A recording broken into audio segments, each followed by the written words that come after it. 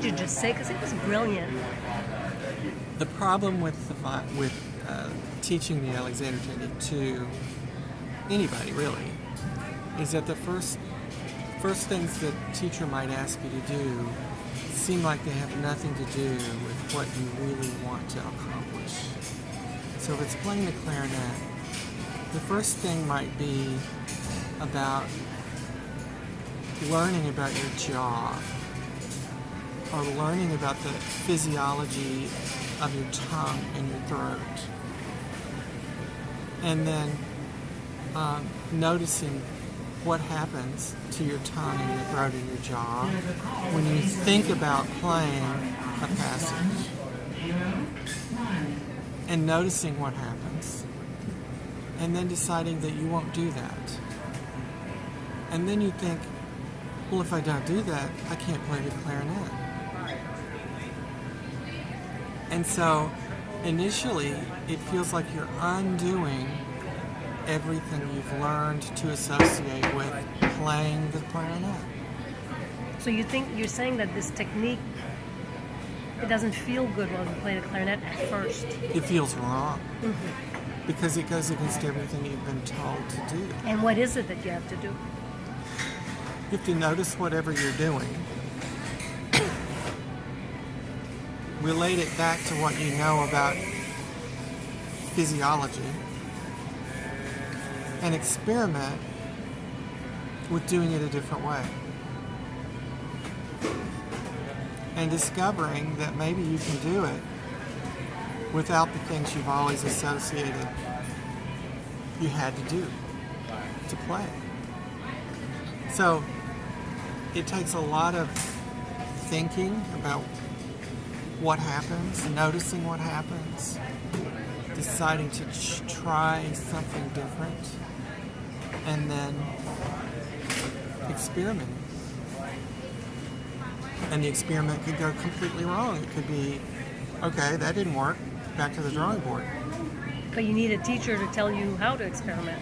Yeah. And so it's really getting at the way you think by observing what you do. Doesn't matter what activity it is. It could be typing on a typewriter. It could be digging a ditch. It could be getting up and out of a chair. And you think, why should I look at that? I can do that. I do that all the time. That's not a problem. But if you're not willing to look at it and break it down, then you won't learn a new way to do it. Giving shivers is so awesome. And so you can see that takes time, it takes a commitment. You have to trust that this work will result in something better.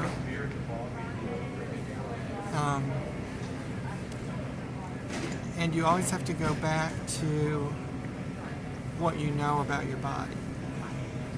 So you have to learn about your body. You know, typically in music school, I learned nothing about my body. It was like, play this, play that, play this. This is how you do that, this is how you do this, play it. Nobody told me about my skeleton, about muscles, about nerves that innervate muscles, about how thinking triggers your nerves, triggers your muscles. So, like this book I was reading this summer, you're in your room, you hear a knock on the door. Before you even think that you've decided to go to the door, your muscles have begun to get messages from your brain long before you think they have to get up and move and go to the door. So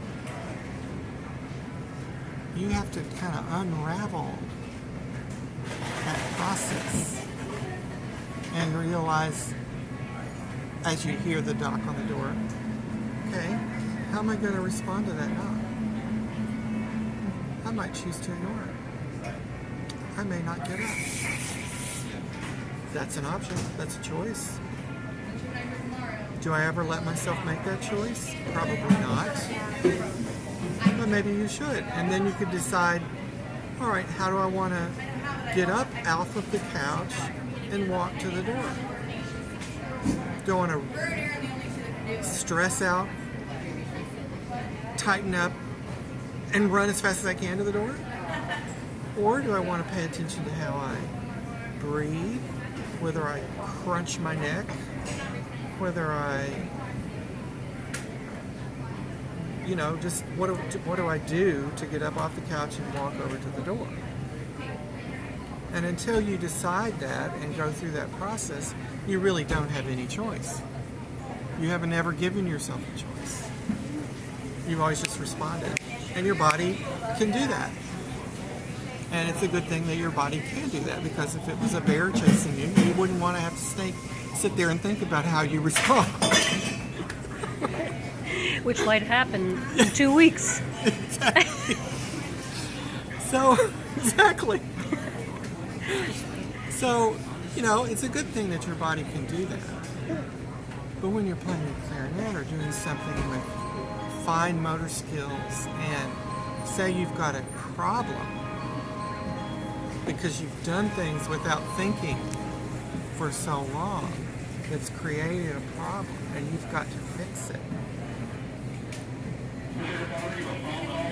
You might find that instead of going to the doctor and having something rearranged, cut out or whatever, that if you change the way you thought, the problem might go away. And that's what the Alexander technique is good for.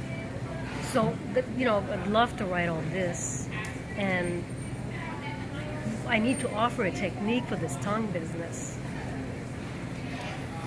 That's where you would have to ask somebody like him.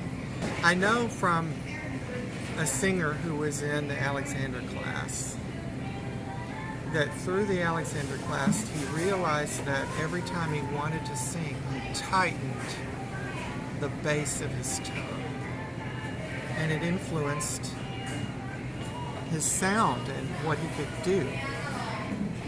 So he learned to sort of give himself the mental cue to release the tongue.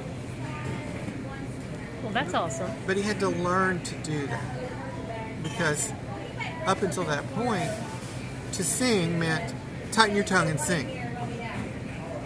And he didn't even know he was tightening his tongue until his teacher, who was an Alexander teacher, pointed out, do you realize you do that? Maybe you don't have to. What if you didn't? What would it be like if you didn't? And how do you find out if you do it? Well, it helps to have a teacher. Or to be really, really observant. Which is what Alexander did. He stood in front of a mirror for years, literally, and observed what happened to himself when he decided he was going to start speaking or reciting something. He did that because he lost his voice? He lost his voice. And what he discovered was that even when he thought, I'll start now, he did that. And just think about what you do as a performer when you're about to start.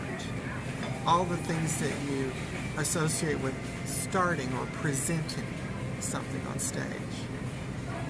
And inevitably, it doesn't matter what you are, a singer, piano, whatever, there's some little thing you do that you think this is how you start.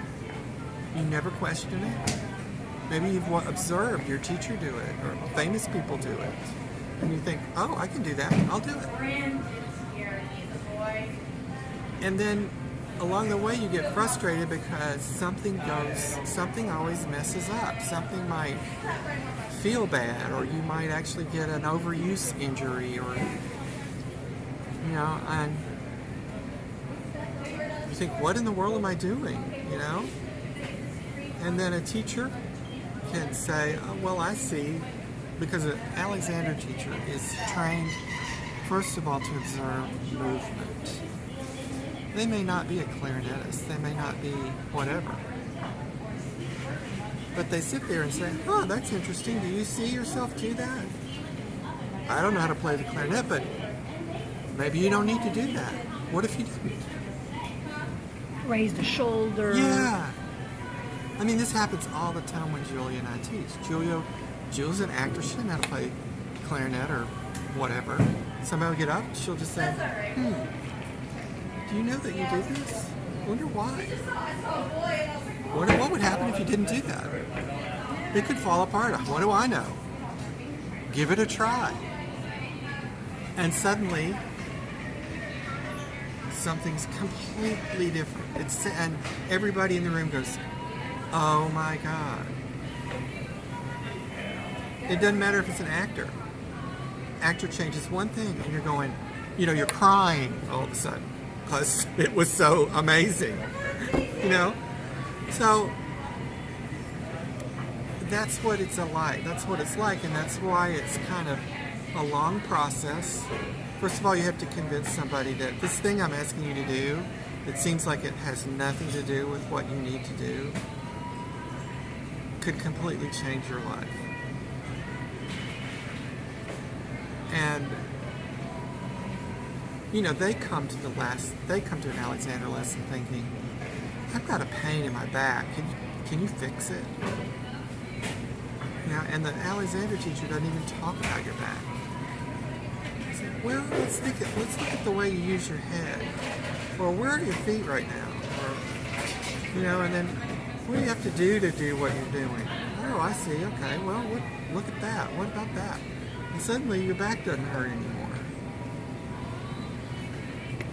Because they're looking at the whole mechanism, not just the part. And especially musicians. Think about it. You go to have a lesson. How do you decide whether it's a good lesson? Because the teacher goes, see that? Fix that. Do it now. And if you do it now, and if it gets fixed real quick, you go, what an amazing teacher. Oh, I'm a good student. I fixed it. The Alexander teacher might go, I don't know if this will work or not, but your knees are locked. And you do this all the time. What if you didn't do that? What if you gave yourself permission to do that? Do something different. And all of a sudden, everything works. So it's a completely different kind of model of teaching where the teacher, the Alexander teacher, doesn't need to be a specialist in the clarinet or anything like that. They just observe movement and notice when you are out of balance or overworking in a place, and they ask questions like, do you really need to do that? That just stood out to me. I don't know why, but do you need to do that? And then you think, oh, I never even thought about that. What if I didn't do that? And then they go, oh my God. So, you see, there's a famous book about the Alexander technique, written by a cellist named Indirect Procedures. That's the title of the book. Is that our good old friend Cannibal? No. That's another cellist. It's a cellist, and he's Brazilian. Mm-hmm. And so Alexander technique is an indirect procedure. It's not a direct procedure. What's the book that you are reading this summer? The book I'm reading is called Neurodynamics. Mindfulness in Action.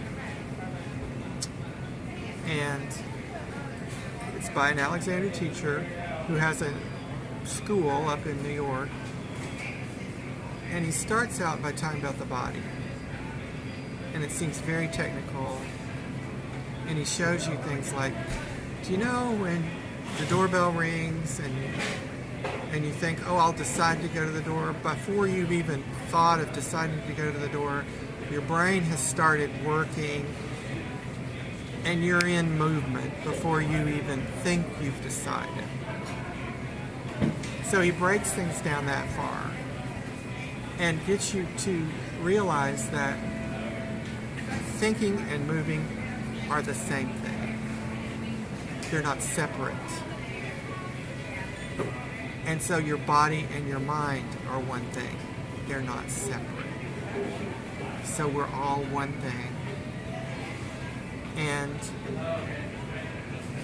then you begin to think about how you think, which every time you move, it's because you've thought of something. Even those things that you think are automatic, they're linked to a thought. It could be a musical idea. You think, in order to do this musical idea, I'll do this. You've thought of that, and you associate it with being musical, or the only way to do this is that way. And if it works, and everybody goes, you think, good, I'll do that every time. And it becomes a habit.